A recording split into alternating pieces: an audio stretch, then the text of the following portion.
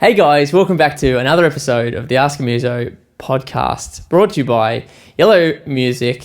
And today I'm kicking off season 4 with a very close friend of mine, someone I'm very excited to have not only in my home, but in my life. John Justus, welcome to the Ask Muso podcast, and say a bit of a g'day. G'day.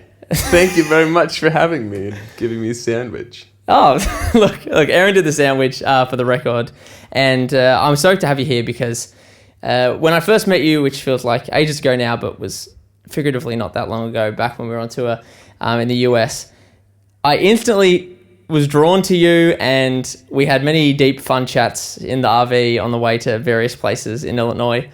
And I wanted to understand a bit more about you and where sort of music started for you. I know a bit about Dell, a bit about your brother, but what's your earliest memory of music and playing it and getting involved? My earliest memory of music. I feel like I can see like a time warp, like visual, like in a movie happening in my brain right now.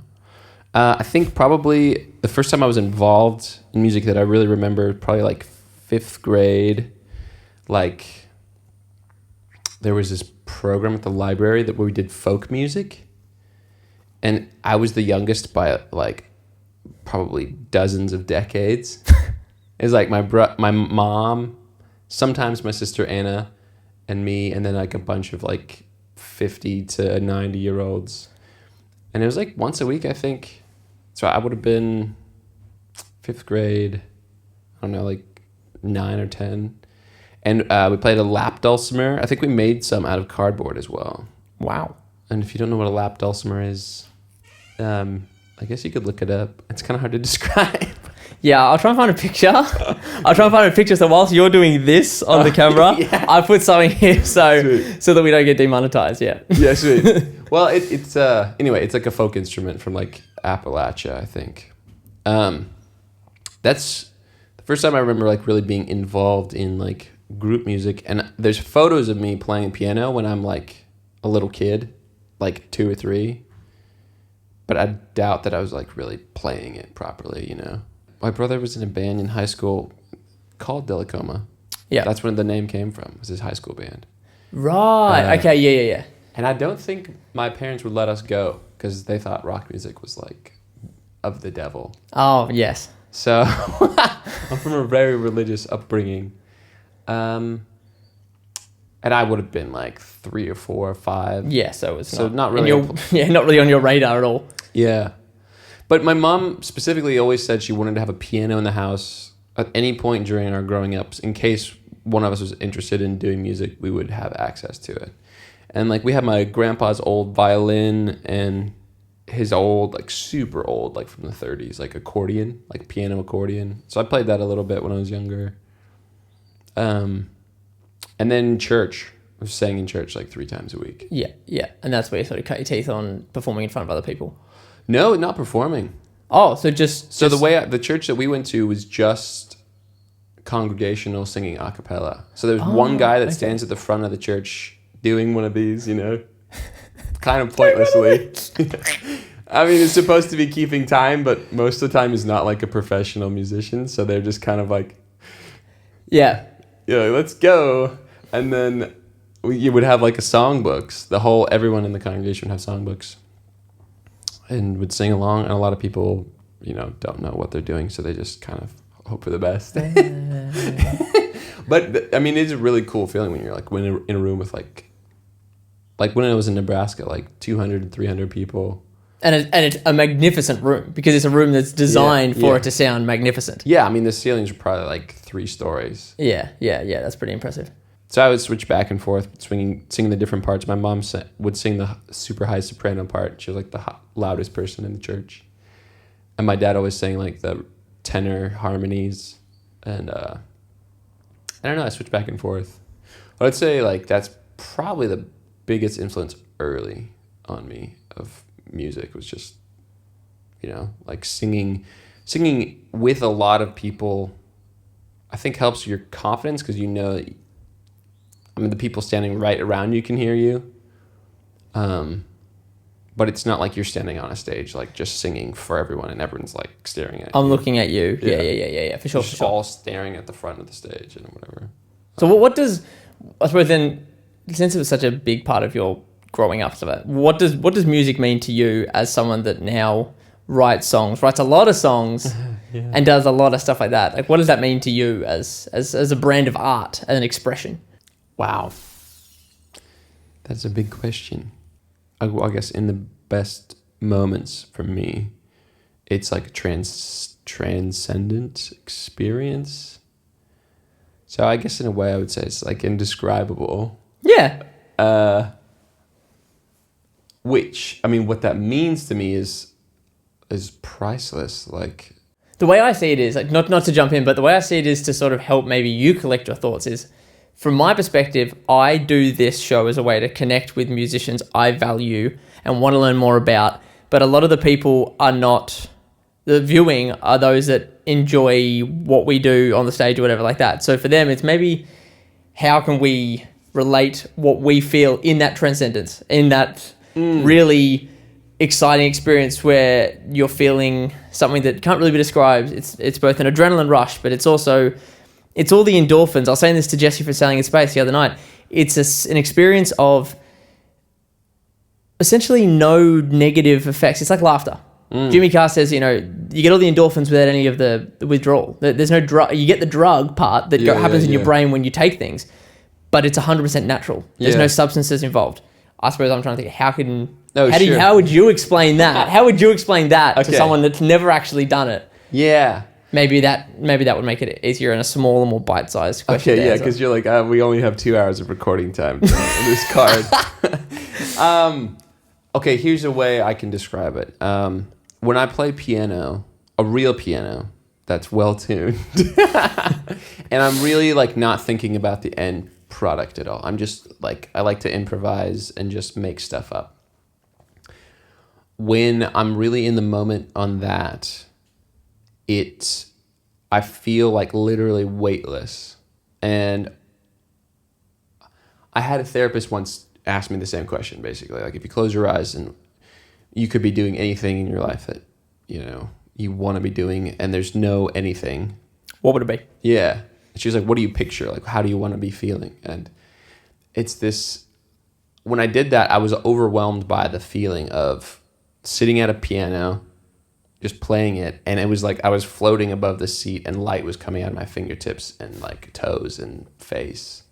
And it was like I actually can't access all of the feeling because my body is triggering the I'm going to die. This is too much. Yeah. So I was like, well, there's a little piece of it, and now I'm going to go back to just being stone-faced and like, yeah, that'd be pretty cool, I guess. Yeah, so once again, it goes back to what I was saying downstairs before. So I'm going to write down a few things while we're talking today, John. You don't need to be worried about those. I'm just going to make a few notes on my end. Yeah. To segue from that, we were talking just before off camera about one of your tracks, Make It Through. For me, I haven't actually shared this with you, but for me, I actually felt the most emotional I felt on stage outside of playing my own music, which I currently play, I Thought You Should Know, with the Sailing in Space chaps. Outside of that feeling of actually properly having a song of mine be played with a band and everyone clapping and loving it, I feel an emotional response to Make It Through when I play it. It's gushy, it's flowy from a drumming perspective, and I like that we get to have our musical harmony part at the start. Yeah. And you were talking about just utilizing words that perhaps haven't been used in a while. And to circle back to what we were talking about that I wanted to mention in the pod, it was essentially there is an element of commerciality that needs to be made with something, much like there is an element of artist expression that has no bounds, but you shouldn't stray too far to either side. Coming up with a list of things that you think people like and then making it your version of that, as opposed to coming up with something that you couldn't care less if anyone likes. It's just your brain project, and it's 97 minutes MP3 of you having thoughts with a piano and just playing different notes and narrating it. That might be a little too niche for people to really wrap their cheetahs around. Yeah. Where do you think the balance is? Man, I've been thinking about that a lot recently, because it's so much work. to try to be a musician out in the world. And I was going to say, especially these days, I don't know what it was like before because I've only tried to be You've only been in these a days. musician out in the world for the last like 2 years. And before that, it was just, I just do whatever I feel like, play at my house. And I guess I jammed with some people sometimes, but can you ask me the question again? Now, I didn't include this in the episode I did with your brother, but he did the exact same thing about something else. He just started on this tangent about Japan or something. He's like, yeah. Anyway, so what was it again? Where do we start? No, so essentially, where do you think the balance is between just commercial, I'm making something for the sake of I've heard people are going to like it, I want to make something that I could almost aggressively couldn't give a fuck if anyone else likes it because it's my brain project. Where do you think that balance is? Yeah, okay. So when I write a song, most of the time it's just like completely free form, like off the top of my head. And a lot of times I'll listen back to it and I'm like, I don't even know what this means. Like I either didn't know I thought that, whatever I'm talking about, or I'm like, okay, yeah, it's another one of those songs. Sure. Right? Like, and I kind of have this like running list of like, I've got these kind of styles of song, and every once in a while one will come out. I'm like, all right, well that goes in that pile. You know, that's a piano ballad about trying to get better at being a human being. Cool. Like I've got 12 of them. Yeah. Put that one on the list. Yeah. Yeah. Maybe someday I'll have a secretary that can file them all for me and be like, statistically, this one's the most interesting. And they'll be like, all right, well, record that one. Anyway, I do think about it basically all day long. Because I don't really want to think about, what does any audience anywhere want? Because I'm like, how would I ever know that? That is so like unequivocally big. It's such a big theme to try and even touch. Yeah. It's like, well, yeah, if I were to get lucky and get onto a festival circuit in the US and be playing like, 2:00 in a side tent, and there's hundreds of people there because they're just kind of bumming around waiting for their favorite artist. Like, would what I'm doing appeal to a good chunk of them? Would the people there have a good time? I get that, but when I think of that, I think about what I play with Jesse and Dylan, and the two of the biggest crowd raisers are Bad Company and Never Getting Better. Yeah. And even just in the titles, they're not happy songs. Yeah. Like when everyone's singing "When I'm Alone," like it's not happy. It's not hidden. It's not thinly veiled. It's very clearly when I'm by myself, I'm miserable. Yeah. But it's boppy, so everyone's having a grouse time. So when you said about are people going to have a good time? Yeah. I think the Venn diagram of people going to have a good time, are they going to understand this? They don't even need a crossover because some people may never understand any of it and just think it's sick. Yeah. And that's, I suppose, where you wouldn't tailor your music to be like that, but that's what you're looking for in those instances. Yeah. Well, and that's the confusing thing is like, I think about the lyrics almost exclusively. I think about like the flow of the set, like we were talking about the other day. How do we kind of ride the wave of energy to keep people engaged? Because if you play 12 songs at 160 BPM in a row, after song 2, people are like, okay, I want to kind of take a breather. Yeah, I know what this is going to be. It's so predictable, and it's... Yeah, and it's like, I can't do this for an hour straight, Yeah. It's like, I need to stop and take a drink, but if you're continuing to jam, I have to choose now between taking a breather and staying in the moment. Like, sometimes I do think structurally, like, maybe I should repeat the chorus a couple more times so it's catchier. But I'm not like analyzing each line going like, is this word like a 3rd grade reading level? Obviously, as evidenced by Make It Through. Which, by the way, that is really cool to hear. You said that it's an emotional experience for you, or the most other than your own music, because that song, more than any other song I've written, has given me an emotional response just listening to it or playing it. And I've made like 3 or 4 different versions where I was like, okay, I'm going to release this. And then I listen to it again. I'm like, oh, there's something off. I don't know what it is, depending on the version. But it always gets me emotionally. So I'm like, it's still worth working on, you know?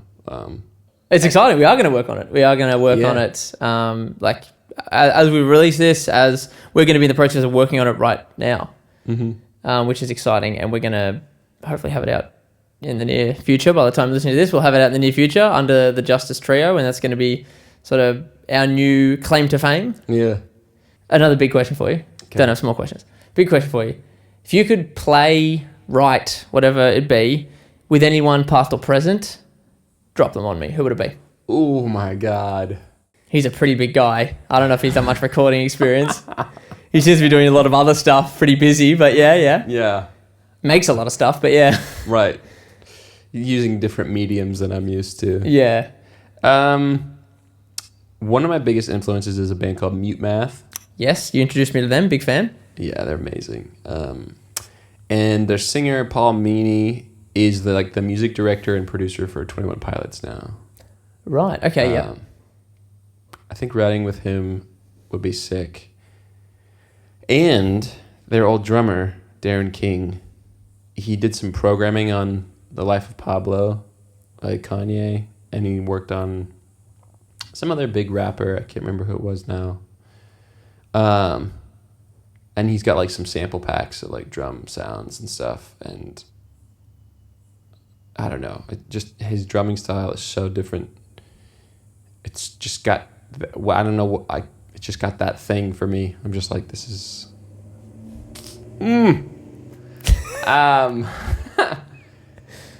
I don't know. I hear the judge in my head saying well, don't be cliche, Paul McCartney would be sick, or John Lennon would be really cool. I really resonate with Imagine by John Lennon, and as does most of the world. But it's I've played it at a couple of shows, and I got invited to be part of a John Lennon tribute show as a result of that, and had a bunch of people come up and I've obviously heard this song a million times, but you playing it made me cry, and I don't know, it just resonates with me, and it kind of feels like a mantra in a way. So it would be sick to write with John Lennon and play with him, especially because I feel a kinship in a way of I can be super serious, and he wrote some really depressing, sad songs. Yes, something we have in common. Yes. But all the videos I see, of back in the day when they were recording, he's always just goofing off and just doing super random shit. And I feel that was tour in the US. I was just if I wasn't dead in the back. Which was, for those playing at home, a lot of the time. He was. We had Caleb asleep for 27 hours a day, only woke up for the shows, and then you had John desperately trying to have reprieve and sleep, being I don't think it'll be a problem just sleeping in the back. There's a nice mattress in the back. I'm sure we'll be able to get any kind of sleep just in the back of the RV. I'm a liar. That is not possible. Yeah.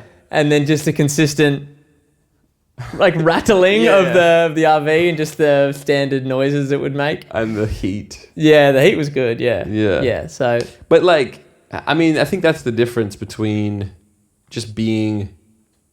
I'm not the best at any of my instruments. You could find dozens or hundreds of thousands of people that play guitar or piano better than me, or sing better than sorry, me. I love that you started with dozens. I'm sorry, I love that you were look, I may not be the best. There's probably a handful of people that are much better at it than me. It was almost self-deprecatingly modest. And then you went, yeah, there's a couple of boys from around town that, they can strum the 6 strings a little better than me, but it's not about them today. It's about me. But anyways, I digress. And then you went hundreds, thousands, hundreds, lots. Actually, hundreds of thousands. It's fine. Lots of people. Anyways, I digress. No, I don't know where my brain's at. I think that's I've realized I haven't done a ton of touring and stuff. I've done 4 tours, which a decently short amount of time, since October of 2022. That's a lot, especially over the last few years. That's pretty good. Yeah. And I've realized it's pretty miserable. Unless you make it fun. Unless you make it fun. And also, I've said this on about 340 Asking Muso episodes, of which there hasn't even been that many. If you're not a good hang, then it's not going to happen. It's not going to be a value. And we had that as not like a gamble that we thought you were going to be boring or something, but we'd never met you before. Right. You know, we see Rob occasionally. Dell is literally the glue that was sticking us all together because he knew all of us the best. Right. And we were like, oh, we're going to meet John for the first time. This will be fun. Yeah. You know, but we don't know what to expect. Right. And then it ended up being what it was. So it was not a problem at all. No one had to worry. But at the time, it was like, okay, so we got to get to know how we play. And we also actually have to get to know each other as people. We'll see what happens. Yeah. 2 weeks is 2 weeks. Yeah. But it ended up meshing perfectly. Yeah. And I know you've had to wrangle me sometimes. But like, just being able to like shoot the shit and do like weird little dances and like make funny stuff happen and then be like, okay, actually we're recording right now. Or like, oh no, we're on in 3 minutes. And then just like, okay, now I'm going to snap on. Slay it, you know? Yeah, I like that. Yeah. So I think that would be interesting. You know, I like that. And that actually leads me to something that I wanted to ask you. America, not necessarily versus, but America compared to Australia, how are you feeling musically and stuff now you're back? Now, obviously, there is a mixture of how long you've spent there and built and connections and things like that to here. But what are your thoughts on just music in general? Since we've been taking you around and doing open mics and playing that first show at Soul Bar and things like that, what are your thoughts on the music industry and how we do things, particularly on the sunny coast, compared to back in Wisconsin? Yeah, I mean, you're right. I have pretty limited experience. I didn't even realize it was just my second show over here. I played that open mic at Soul Bar. And then we played a Delicoma show in October. And then 2 days ago at Soul Bar was like the other show that I played. Yeah, so you're just unqualified then. Don't worry about answering that. All good. No, but I haven't been out like and about enough to really know. It seemed like at Soul Bar people weren't really there to get smashed. Like necessarily? No, they're there to have a good time. Right. And everyone has a varying thing of that rather than, if I can remember tonight, it wasn't successful. Yeah. There are a couple of places like that, but that is not what... It's not the clientele that Soul Bar tries to draw in as well. Yeah. That's also the truth. Sure. And also, I would thought you might have said this, but I feel like you're teasing on it is just the fact that we actually have responsible service of alcohol. So if someone shouldn't be there anymore, they're either not there anymore or at the very least they're not served anything. Yeah. As opposed to... Yeah. Drink until you slide your way out the door. Exactly. Yeah. And that's kind of a... There's a lot of places to play, like in Wisconsin. That's the majority of my experience. But it is like you just, people want to watch football. Yeah. American football, that is. On the TV. And a lot of times it feels like you're like, I could just not play right now because... I feel almost bad. I feel like I'm taking up your time. Yeah. If you're like fighting with it versus like at Soul Bar, obviously that's like people know it's an original music venue. And they come for that. And I think that's a segue back into what I was saying about the amount of people who've never seen any of us play before and the amount of people that enjoyed themselves. Yeah. As a Venn diagram, that's pretty much just the one circle. Yeah. But everyone had a great time. Yeah. So everyone's a winner on that front because everyone's like, oh, geez, I saw XYZ there. It was such a good time. It's always a good time at Soul Bar, no matter who's on. That sort of vibe. That's the culture they're trying to build. And that's what I think the Sunny Coast brings as a brand of music and community. And I think from my perspective, learning about you more, I feel like you thrive under those conditions because it isn't a competition, it's a community and you like to be a part of that. Yeah. Yeah, and I think we were talking earlier about like just how much effort it takes to just get show ready and put on a good show consistently night after night. If the audience is just kind of like, I would rather just get smashed in the corner, like I don't really care, then it's like, well, what's the point of playing? And you always hear like a bunch of different perspectives on that. It's like, well, if you can get those people interested, you can probably get anyone interested. Yeah, and it's like, but it's kind of like pearls before swine in a way. it's like, well, that's a biblical reference for those of you who don't know. It's like you don't feed super high cuisine to a 3-year-old because they like don't appreciate it. Yeah, there's a certain like that makes sense. Because I do think that when you have a receptive audience that's just like, yeah, let's just have a good time, and you show up and you bring it. It's hard not to have a good time as well. Yeah. Absolutely. I feel like that's a good spot to put a pin in it, but what do you want to share with the world? What do you want to tell everyone? Like, we've got the Justus trio happening at the minute with the beautiful Caleb from Treehouse, and we're putting that in as a work in progress since we came back from the States. But what else have you got going on? And Well, I'm still writing like almost every day, which has been cool. Like, I gave myself the challenge of writing a song every day in November. I guess I didn't give it to myself. Shout out to Nate Bjorg in Wisconsin for kind of including me on that challenge. And that kind of brought a lot of good stuff. And now, like, just recently, my brain has just been like, yeah, here's a little idea. And then I've been really happy with what's been coming out. It feels more... I feel like I'm judging myself less when I'm writing, which is just exciting. Because I'm just like, it's just... Really, I am skewing more towards the, like, do I enjoy it? And if I do, then sick. Like, I want to produce it and put it out. Yeah. And I like that too. Yeah. I'm going to have to start learning all the songs for Delicoma again. We still got a couple months on that, but I know it's going to fly by. Yeah. But that's all right. I mean, how I'm trying to approach music now is just, like, no pressure. And you want to do what you want to do. Yeah. I don't want to do stuff I don't want to do. Right. Yeah. And I like that. I got to that point and I realized there's some things that I like doing for certain reasons, but I have got myself to a level of busyness that I am just going to do fun stuff with people I enjoy doing it with when I can do it. Yeah, and like one of my favorite bands is called Reliant K. And I've listened to some interviews with them, and they were like, we were just high schoolers that just wanted to play music. And somebody that was kind of like in the music industry saw them at a show and was like, hey, I want to produce like a record for you guys. I really like it. And they were like, sweet. And they like were like, okay, cool. Like, we'll do this. We'll put a record out. And then, probably next year we'll go to college and that'll be it. And then they were like, they kept giving me like, oh, here's more money for another record. And they were like, okay.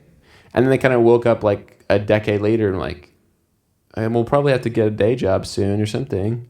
And it's like, no, it's just, like, it just kept happening. And mentally, I didn't let myself play music in like any kind of significant way for so long that like when I was like 27, I was like, I'm going to be a musician now. Yep. Because I've wasted, most of my 20s not doing it. And I put a lot of pressure on myself. And now I'm starting to mellow out and realize like, I don't want to just do music for the sake of, well, yeah, my job's musician. And I play, 500 shitty gigs a year. But, at least I'm a musician. It's like, no, like, it's so much work and it's so tiring and, like, it's such a grind to, like, get anyone interested because there's so much else going on. Of course. It's like, you really got to love what you're playing. Yeah. And if you don't, then it doesn't feel like it's worth it at all. So that's what the very John Justus. That's a very John Justus answer. No, I like it. And for anyone who hasn't heard John's stuff, you gotta listen to it. Like it's fantastic. He's got, as you said, there are no more than 7 people in the world that are not as good as him at guitar, or better than him, at guitar and singing, which he said. I'm sorry I made that up to impress you.